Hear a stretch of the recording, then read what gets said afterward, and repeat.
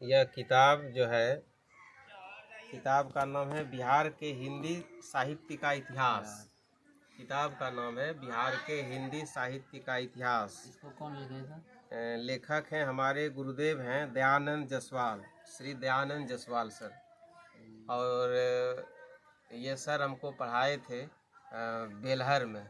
जब हम high school ज़माने में पढ़ते थे तो सर हमको संस्कृत पढ़ाते थे। हमको क्या मतलब जितने भी स्कूल में, हाँ। और उस समय बहुत एक्टिविटी करवाते थे, बहुत अच्छा लगता था। और संस्कृत में याद बहुत करवाते थे।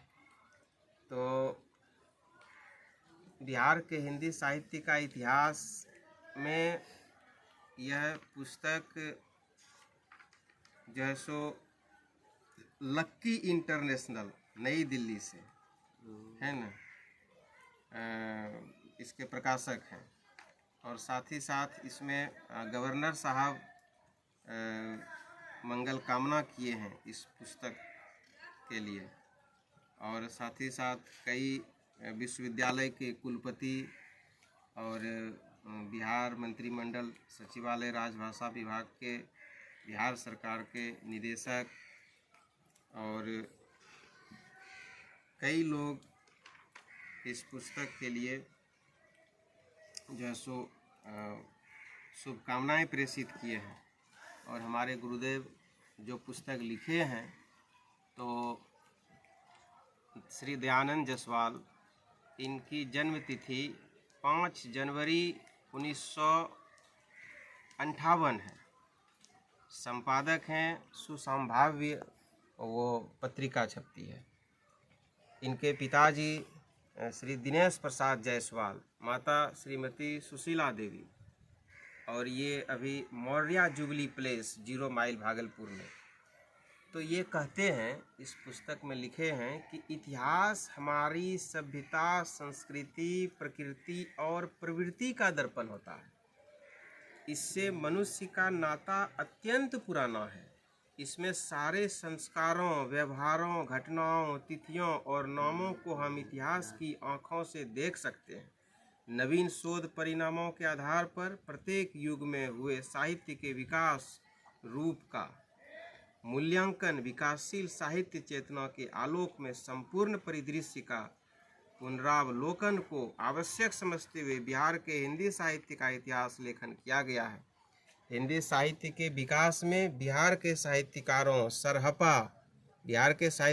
सरहपा, विद्यापति, भारतेंदु हरिश्चंद्र, देवकी नंदन खत्री, राजा राधिका रमन प्रसाद सिंह, शिवपूजन सहाय, राहुल संकृत्यायन, अनूपलाल मंडल, राम वृक्ष बेनीपुरी, रामधारी सिंह दिनकर, RC प्रसाद सिंह, गोपाल सिंह नेपाली, जानकी वल्लभ शास्त्री, फणेश्वर नाथ रेणु आदि साहित्य मनीषियों का ऐतिहासिक योगदान रहा है।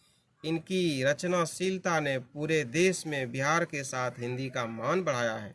पुस्तक में प्रत्येक काल की परिस्थितियों का तत्कालीन साहित्यिक गतिविधियों के साथ सामंजस्य दिखाते हुए प्रत्येक युग के प्रतिनिधि कवियों, लेखकों की कृतियों का समीक्षात्मक विवेचन किया गया है।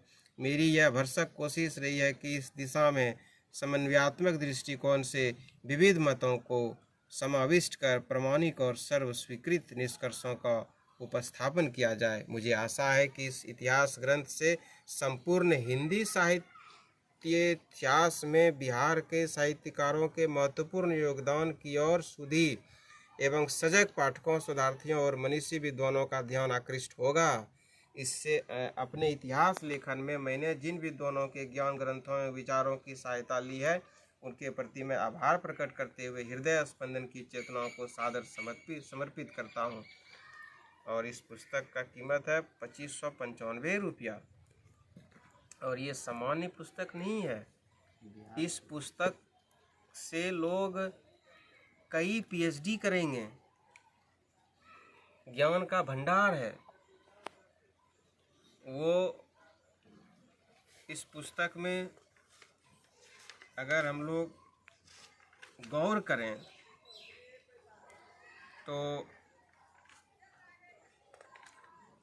इतिहास के वैसे साहित्यकार को, वैसे कविगण को, यानी बिहार के हिंदी साहित्य की यथार्थ चेतना और भाषिक कला प्राचीन काल 600 ईस्वी से 1375 ईस्वी, 7वीं से 14वीं सदी से लेकर इसकी शुरुआत की गई है, जिसमें सरहपा से शुरू किया गया है।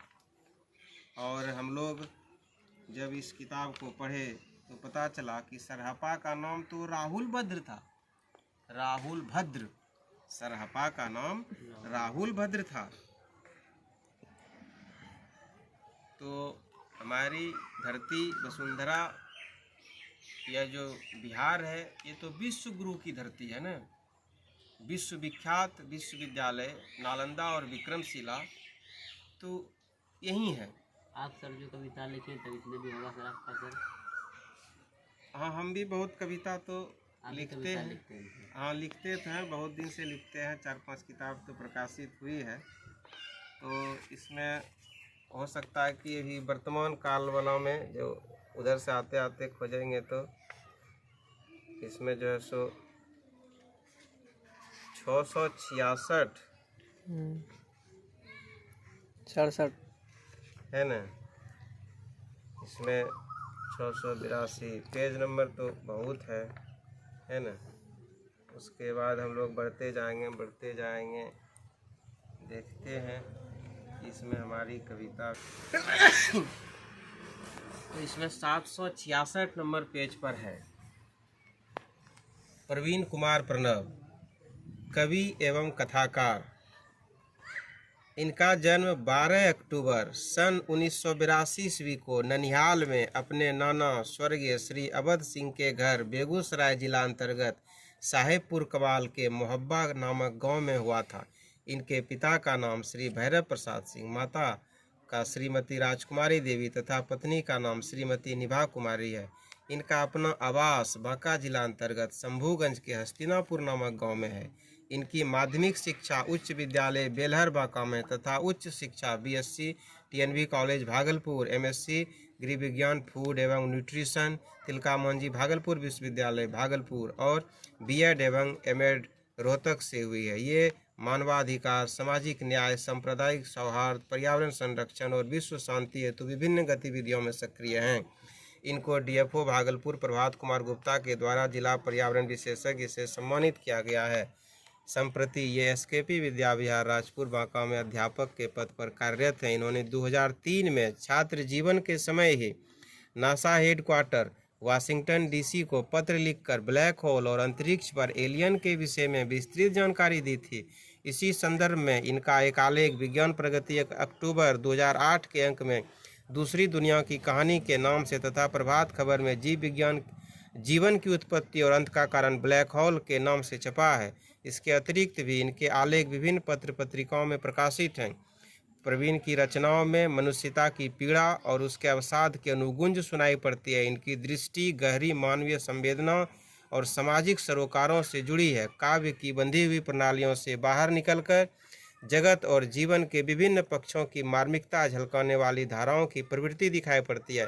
इनका पूर्णिमा कविता संग्रह भी ज़्यादातर कविताओं में भाव विचार के स्तर पर वर्तमान परिवेश को लेकर मानवतावादी स्वर मुखरित हुआ है और कुछ कविता में लोक संस्कृति की लय से लेकर जीवन के नए पुराने यथार्थ के समग्र आयामों को जानने समझने का अवसर है। इन्होंने मिटते पर्यावरण को अपनी कविताओं, कहानियों तथा निबंधों में खासे चिंतित नजर आते हैं। रचनाओं के द्वारा पर्यावरण संकट को एक भावात्मक विकलता के साथ व्यक्त किया है और आने वाले संकट की ओर समाज को आगाह भी किया है।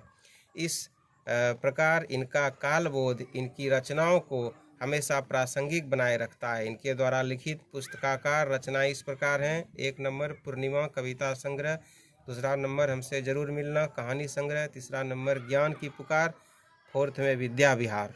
संप्रति ये शिक्षण कार्य करते हुए साहित्य साधना में लगे रहते हैं। तो हम लोग अभी एसकेपी विद्या विहार के इस फुलवाड़ी में पुराने छात्रों के साथ बैठे हुए हैं और अपने गुरुदेव के द्वारा लिखी गई पुस्तक का हम लोग अध्ययन कर रहे हैं। यह बहुत बड़ी सौभाग्य की बात है कि गुरु लिखे किताब और छात्र अध्ययन करें। इससे हमारी विरासत तो बचेगी ही, बल्कि ज्ञान की जो परंपरा है ट्रांसफ़र करने की, बोलकर लिखकर, वो साक्षात दिख रहा है। धन्यवाद।